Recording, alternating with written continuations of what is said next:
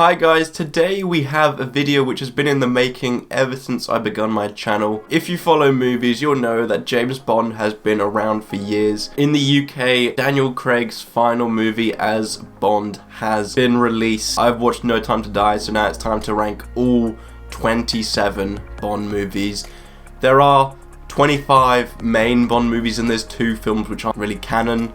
But because they have the Bond character and they're based off of Bond source material, I decided to include it like many other people do. If you're up for the task, let me know what your Bond ranking will be, or if you don't fancy doing that much or you haven't seen them all, just let me know Craig's Bond movies, where you'd rank them. Before we get into this long ranking, I actually have a cold right now and I've got a really sore throat, so it's the worst time possible to get it when you're about to film a video for about 40 minutes or longer. But I'll try and manage to get through it. But anyway, let's get into it.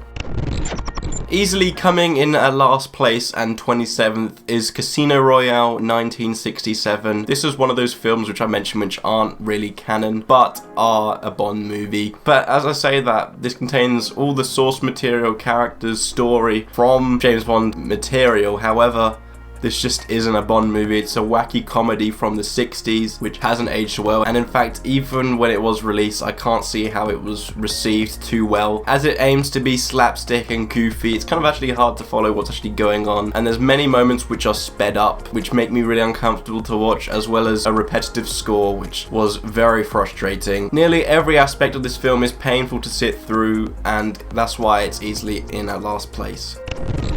Coming in at 26th place is A View to a Kill. This is Roger Moore's final adventure as James Bond, and it's no surprise as he looks, first of all, very exhausted and way too old for the role. He's not delivering any passion in the character anymore. Like most Bond outings, you'll learn the plot is ridiculous, but this time it's just too far to find it amusing, led by a ridiculous Christopher Walken performance as the villain. This film fails to tell a new and interesting story, and it really does go on for much longer than it should, making it really hard to sit through.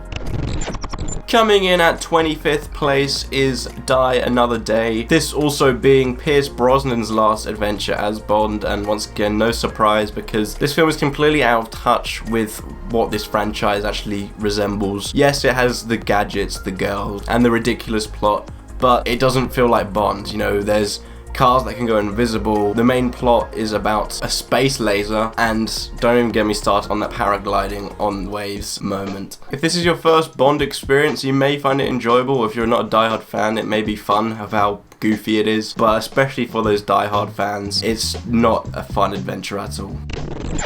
Coming in at 24th is Never Say Never Again. This is the second movie which isn't officially James Bond canon, however it does bring back Sean Connery, of course the OG James Bond, and it doesn't completely justify in doing so. It's great to see him back, and he's just as good in the character, playing a not much older version of it, which he of course portrays well. However, due to copyright issues and a load of studio wars, they could only really put out a plot which resembles Thunderball, which we'll talk about later on.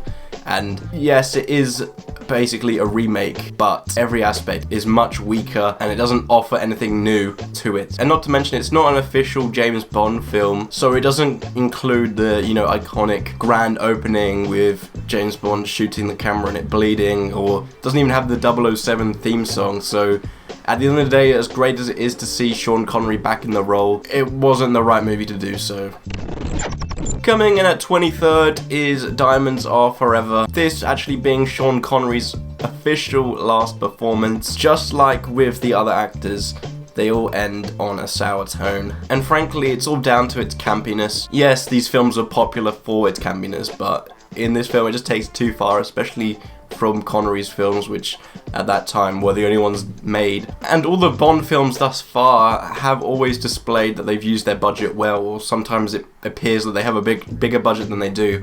However, this having a large budget doesn't really show, as they swap out, you know, the big landscapes, exotic islands for quite a grubby part of Las Vegas. It all just feels very cheap and it isn't helped by a ludicrous plot. Overall, Connery's last adventure in the official James Bond franchise is one to remember, as it does switch up from the formula, but that's not necessarily a good thing.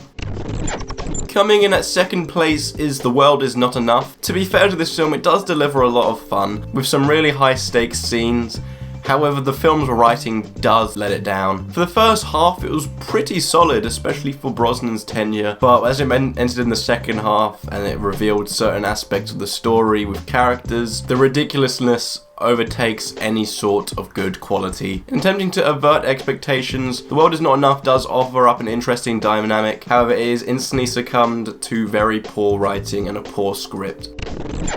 Coming in at 21st place is The Man with the Golden Gun. This is certainly one of the wackiest in the series, many which is a fan favourite. However, for me, overall, I just felt like there were better movies in the franchise. I respect that it's a very unique entrance and it contains good performances from Roger Moore, Christopher Lee, but just certain aspects were way too exaggerated and wacky for me to enjoy to the fullest, moments leaving me slightly uncomfortable. I think Nick Nack, the henchman, is definitely top 3 henchmen in the whole franchise for me. I really appreciated his time on screen. Overall, I feel like you can either love this film or hate it, depending on the mood you're in. And not to say I hated it, but I wasn't feeling the wacky tone when viewing. Coming in at 20th place is Quantum of Solace. Following the success of Casino Royale 2006, which we'll talk about later on, the expectations were high for this film. However, it just delivers a really bog standard spy movie with very dull characters, plot lines. Overall, quite a boring film. The writing's quite sloppy, and straight from the beginning you can tell that these scenes are super overly edited where it gives you a headache watching it. Doesn't take anything away from Daniel Craig still being a good James Bond in this film. Doesn't maybe have as much room to flex his acting skills as in Casino Royale, but he still does a solid job with what he was given. But just overall, it abandons the iconic James Bond features and just makes it a very dull entry. Coming in at 19th place is Spectre. This is the first James Bond movie I actually saw in cinema, and it was my first time rewatching it since. I had fond memories of moments like the helicopter sequence at the beginning, but rewatching it, and now that I'm older, properly understanding what the story was based around, especially having the knowledge of the previous films, it completely misses the mark. First of all, it attempts to adapt the quirkiness of the classic James Bond movies whilst also adapting a serious tone with its plot details, and it just didn't work. It felt really awkward with the tone overall. It has high ambitions with the plot, but everything just falls flat. With Blofeld's plotline, it attempts to connect all of Craig's films together, but how it just feels like it completely misfires. Doesn't provoke an emotional impact for the viewer. There were very few captivating scenes, as I mentioned, that helicopter sequence at the beginning, but overall Spectre is a disappointment. Coming in at 19th place is You Only Live Twice. Taking place in an appealing location, You Only Live Twice delivers some fun, especially putting some martial arts into the mix. However, up against its predecessors, this was the first real time a James Bond film decreased in quality. In trying to showcase some of the location's culture or just the beautiful sights, it can kind of get a bit distracted from the main plot line, to the point where what they're showing you is pretty useless. Chuck a few controversial aspects into the mix which haven't aged well, some impressive sets and scenery. You Only Live Twice is a film that tears audiences in half. You either love it or you don't like it so much. Coming in at 18th place is Live and Let Die. I know this may be controversial, but I am an 18-year-old who's watched all these classic Bond movies for the first time, so I don't have the nostalgia for them, and I'm not really a young age where I can fully enjoy and embrace the campiness. I do like some of the unique things in this film, like there's a great alligator sequence, the voodoo tone is quite fascinating, and Roger Moore debuts a great James Bond. It even has a fantastic Bond song, my personal favourite of the franchise, but just that campiness and goofiness, considering I didn't grow up with it, spoils it a bit for me, and it was never going to be one of my favourites, although it is my brother's favourite, but then again, he did grow up with watching these films. Coming in at 16th place is The Living Daylights. While Timothy Dalton does a solid job as the lead, it doesn't really feel like he is James Bond per se. That's not necessarily down to him, some of the writing maybe, but he doesn't feel like he's completely oozing that charisma that James Bond does have. It's certainly a more serious role and leaves behind a lot of those quips that we know 007 to have. Sprinkle in some good action, quite a forgettable plot, and you just have quite a forgettable Bond entry, to be honest. Coming in at 15th place is Tomorrow Never Dies. It provides more action than usual in these James Bond movies, especially up at this point, therefore making it a very welcome addition to the franchise. And we get quite a unique Bond girl in Wei Lin, who is pretty involved with a lot of that action. It's quite a serious movie all around, but its villain is quite campy and has a ridiculous motive, so for all its good things, it still doesn't crack the top 10. Coming in at 14th place is Moonraker. This is by far one of the most ridiculous of this Bond franchise, however, it's the one which just seems to work. As you may have gathered by the title, Bond goes to space. Now, I didn't like it when they did it in Fast and Furious 9, but here, I lean into the campiness and enjoy it. That's not to say I just didn't embrace the campiness with other films. This one, it just fits. You know, it's tonally consistent all throughout. It has you engaged, and it pays off with that ridiculousness which fans love. They know it's not a great movie, but it's highly amusing, and with its silliness, it actually covers up for quite a weak villain. However, it does deliver a return for henchman Jaws, one of the fan favourites, who provides many great action scenes, making this film stand out as a unique and fan favourite which all die-hard Bond fans love.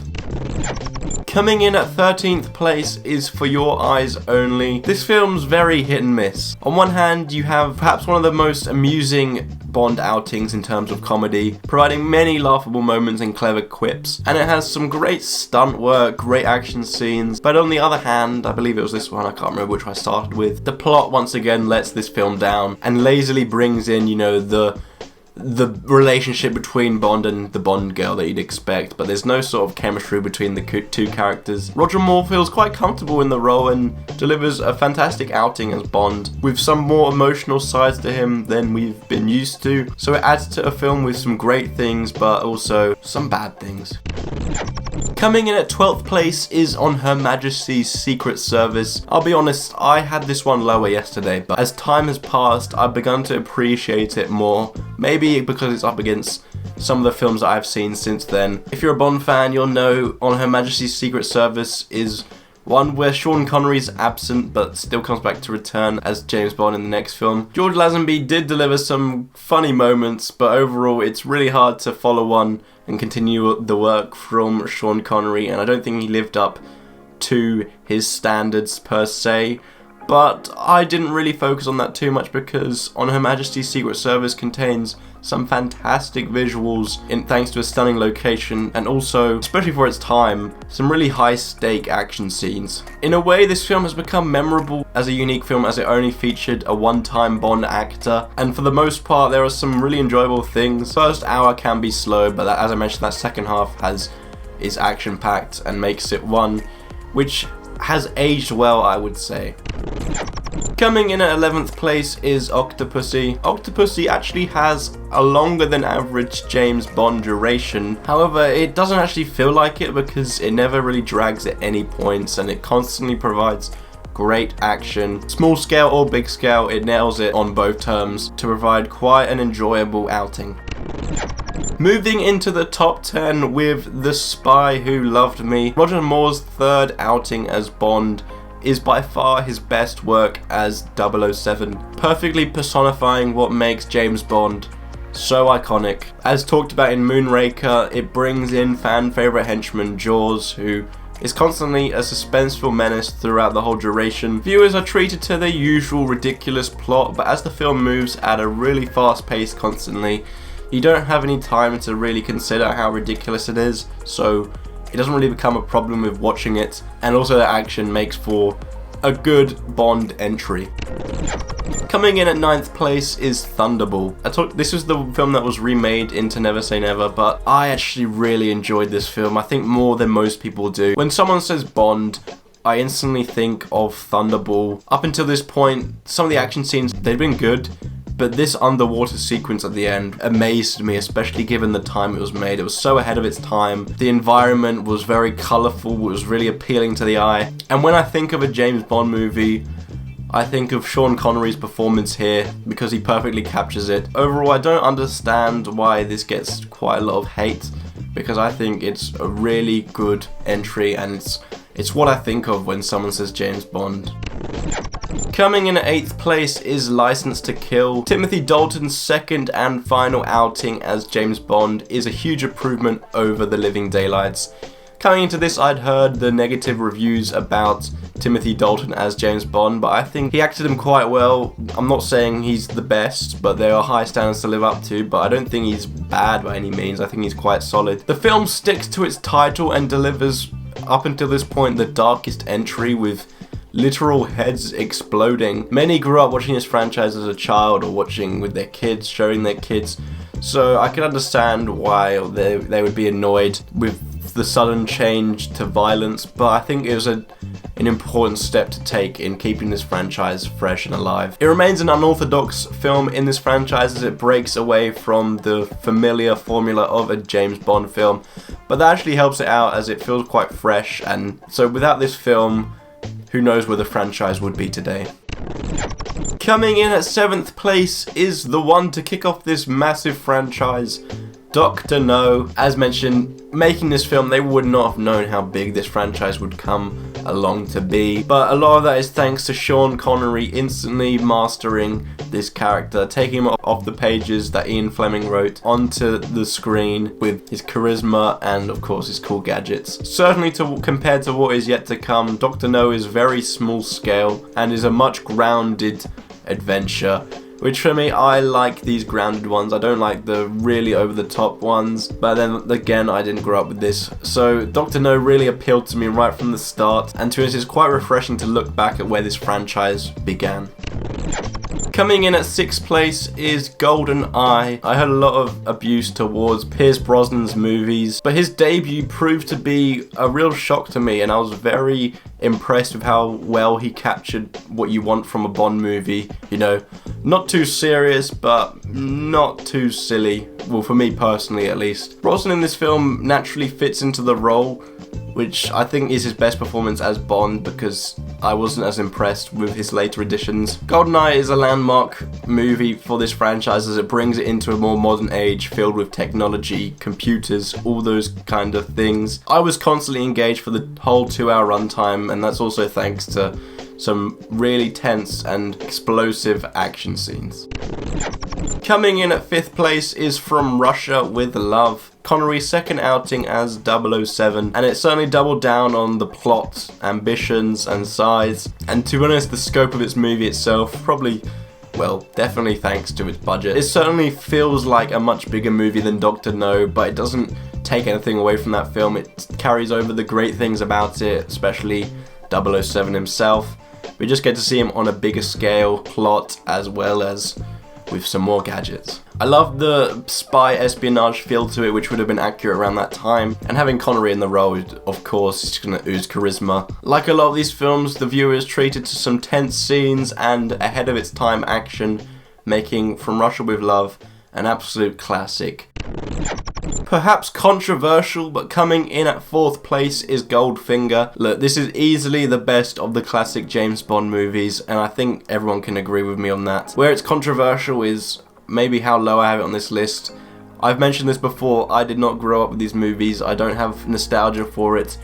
So, as great as this film is, I do prefer a modern take on certain things. What this film establishes inspires spy films for years to come, with many films since this one's release adapting certain plot aspects to the point where if you watch this now, you'll think, oh, some of those things are quite cliche, but you have to keep in mind this invented those cliches. Given how big the stakes are, it's remarkable how well executed it is with Fort Knox and everything. I certainly was impressed. I was constantly engaged with this whole movie runtime. Me having it this low does not take anything away from it, it's just down to personal preference, as it does have everything you want in a Bond movie, including a good villain, and even down to a great opening song. We've made it to the top 3. Coming in at 3rd place is the newly released No Time to Die, where Skyfall, which we'll talk about in a sec, was an emotional movie for Judi Dench's M. This film is just as emotional, but for Daniel Craig's James Bond, making it perhaps one of the most emotional to date. As it is Craig's final appearance as this character, the plot is perfectly crafted in a way which allows him to express certain acting skills which he hasn't expressed too much before, making it a much more impactful time out, as you really feel like this is his final goodbye. Craig's Bond movies continue to switch up the formula that began all the way back in the 60s in terms of tone. However, it still makes time for, you know, those classic one-liners, the gadgets, and the attractive cars. Even for those ones who have nostalgia of the classic movies, we even have quite a ridiculous plot, to be honest, which can feel a bit out of place with a lot of serious aspects with this film, especially Rami Malek's character Safin as the villain, who doesn't actually get too much screen time, so can't find him that compelling at times, but that's only the real negative I have for this film. Personal as it is to James Bond, it's just as personal to his partner Madeline, who really does deliver some powerful scenes, acted by Léa Seydoux. I don't know if I pronounced that right. You can see the passion bursting out amongst her tears and even the snot that comes out her nose. Packed from start to finish with some of the best action in this franchise. No Time to Die is a satisfying conclusion for Daniel Craig as this character and wraps all the films he's done to a satisfying close, tying off those loose ends. Coming in at second place is Skyfall. This immediately stands out as one of the best James Bond movies as it's a more personal one. I talked about it a bit, not necessarily to Bond, but to M. She has a past, she has some things she doesn't want to talk about, and they come back to haunt her thanks to a fantastic, and I mean a fantastic, performance from Javier Bardem as Silva. His performance is absolutely brutal, and I found him frankly quite terrifying whenever he was on screen. This was the first James Bond movie I watched, and I remember being quite scared of him, and that feeling still remains. As it is a more personal outing, you really do feel stakes, and that all coincides to make us, you know, feel really nervous when it comes to our character's safety. Skyfall switches up the formula like other Bond movies have done, but still makes time for those classic moments. So overall, it has everything you'd want from a modern take on the character. But coming in at first place is Casino Royale. Casino Royale picks up this franchise which was literally running on fumes after the failure of the Brosnan period, and it just breathes complete new life into it, adapting a serious tone whilst not leaving any sort of space for campiness. But it still has enough to know that this is a James Bond movie. Mads Mikkelsen easily makes for one of the best villains in this franchise, really setting the tone high for these Craig movies. It may not be the first movie to come to mind when someone suggests James Bond, due to his lack of campiness and the way it doesn't really play by the usual James Bond formula. However, you can't lie, Casino Royale is perhaps one of the best made movies in all 27 films. Thank you for watching this video. If you've made it this far, I'm officially exhausted. You may be annoyed that some of these films are quite low down, especially the classic ones, but I've mentioned it in this video. I did not grow up with these James Bond movies watching them. I only watched them for the first time in this past year. Initially starting watching Dr. No last March, preparing for this video when my channel first begun. It's a big sigh of relief that I've watched all the movies. I've now filmed every review that I wanted to for it, but now we move on to the hard bit of reviewing this, and if you're seeing this, we did it. So thank you so much for watching. If you want to leave your ranking down below, please do. This took a lot of effort over the course of 18 months, so if you could please like and subscribe, I'd really appreciate it. But anyways, thank you so much for watching. I have a really busy month this month, so I'm considering doing a Bond actors ranking, which should be one of my next few videos, but if I can't find the time, unfortunately I may not be able to do it, but we'll see. So anyway, thank you so much for watching, and I hope to see you in my next video. Now I'm gonna go sort my throat out.